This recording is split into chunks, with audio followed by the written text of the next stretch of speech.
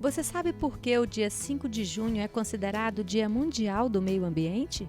Esse foi o dia em que aconteceu a Conferência das Nações Unidas sobre o Meio Ambiente em Estocolmo, na capital da Suécia, em 1972. Foi o primeiro evento organizado pela ONU para discutir de maneira global sobre as questões ambientais. A conferência contou com representantes de 113 países, entre eles o Brasil. A partir desta data, os governantes e a população se conscientizaram da importância do uso correto e moderado dos recursos naturais do planeta. Nós poderíamos voltar lá no tempo das cavernas, quando o homem passou a existir, né? Desde aquele momento, para sua sobrevivência, o ser humano ele utiliza dos recursos naturais. Naquela época ele coletava frutas, ele caçava animais, e a partir do momento em que o fogo foi dominado e a roda inventada, as dinâmicas da espécie elas mudaram, né?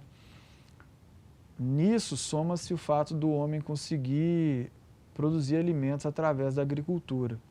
Foi nesse momento em que houve uma quebra de paradigma daquele homem pré-histórico que morava em cavernas, que era nômade, vivia coletando, né, buscando onde estava o alimento, e ele passou a ser um ser residente num local só. A partir daí que os seres humanos se multiplicaram e passaram a edificar, surgindo então as primeiras cidades. E o ser humano, para construir, ele precisava de quê? Recursos naturais. Madeira, pedras, minerais. Então, desde os primórdios da história humana, nós consumimos recursos naturais. O tempo passou e veio a Revolução Industrial, aumentando o consumo. Máquinas passaram a atuar e mais recursos naturais foram utilizados. No paradigma atual, nós não conseguimos hoje viver sem a extração de recursos naturais. No início do século passado, o meio de transporte mais comum era cavalo e carroça. Hoje, a maioria das pessoas já tem acesso a automóveis, a motocicletas, tem os transportes coletivos. Todos esses meios de transporte, eles são construídos com o quê? Ferro. Então, e o ferro, ele está onde? Na natureza. A gente precisa extrair o minério de ferro, beneficiá-lo para produzir o aço. O que vem acontecendo é uma desorganização, se é que podemos colocar dessa forma, da utilização desses recursos. É um modelo predatório, onde não se busca sustentabilidade. Extrai, acabou aqui, vamos buscar onde tem mais. Se todos nós tivermos um carro, nós vamos precisar de muito mais ferro, de muito mais borracha, de muito mais petróleo. Qual que é o impacto disso no mundo como um todo? Pode afetar a nossa existência. Então, o ponto de inflexão desse novo século que nós estamos vivendo, né, o século XXI, é buscar sustentabilidade no consumo dessas matérias-primas, para que nós possamos sobreviver por mais tempo.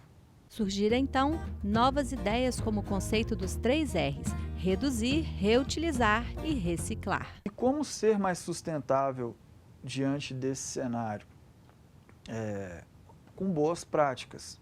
E essas boas práticas vão desde as pequenas coisas, como não tomar um banho demorado, utilizar produtos biodegradáveis, levar a sua sacola de compra no supermercado, até grandes ações que vão do reflorestamento das áreas que estão degradadas, políticas e leis de controle à utilização desses recursos naturais. É um conjunto de ações que tanto os governos a nível federal, estadual e municipal têm que fazer, e também, do outro lado, o cidadão tem que estar engajado nisso, pensando que, e o dia de amanhã?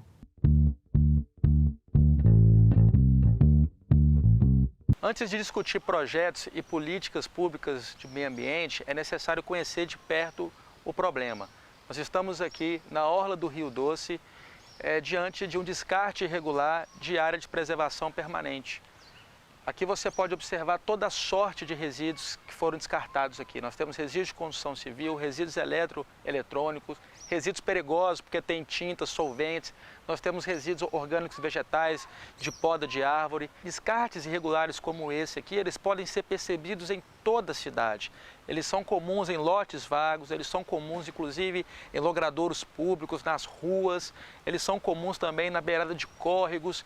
Então, aonde você vai em Governador Valadares, você se depara com locais como este aqui. É por isso que é tão importante a existência do ecoponto, que foi muito defendido por essa gestão, que prioriza a limpeza da cidade.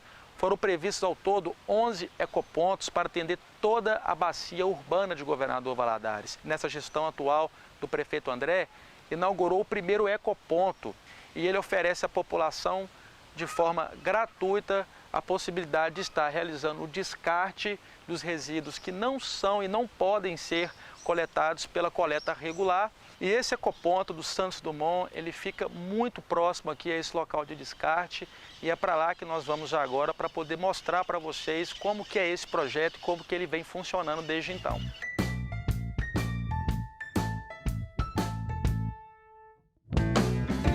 Aqui são descartados os resíduos recicláveis como metal, vidro e madeiras. E nessas caçambas, todo tipo de descarte que antes era jogado em vários locais da cidade. Arthur ressalta a importância do ecoponto para o meio ambiente. O descarte irregular, quando ele não é combatido, ele gera vetores de contaminação na cidade. Então é por isso que esse tipo de trabalho que vem sendo desenvolvido aqui em Governador Valadares, ele é importante e a população precisa abraçar.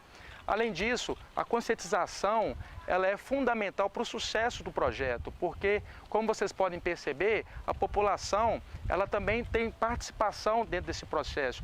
Você precisa vir voluntariamente realizar esse descarte adequado. O ecoponto ele funciona de segunda a sábado em horário comercial, das 8 às 18 horas, ao sábado até às 12.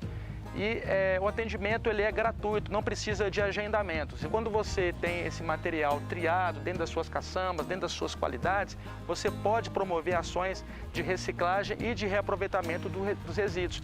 Os resíduos, por exemplo, de poda, eles são triturados e misturados com outros tipos de materiais para criar compostos orgânicos, serem utilizados nas nossas praças, serem utilizados em canteiros, jardins. Ele é um projeto que ele atende inicialmente a resolução CONAMA 307. Ele também está em consonância com a Política Nacional de Resíduos Sólidos e, mais em específico aqui na nossa legislação municipal, ele atende a Lei 167, o Decreto 10.455 e também a Lei de Proteção ao Animal de Grande Porte, recentemente aprovada e proposta pelo vereador Alessandro Ferraz.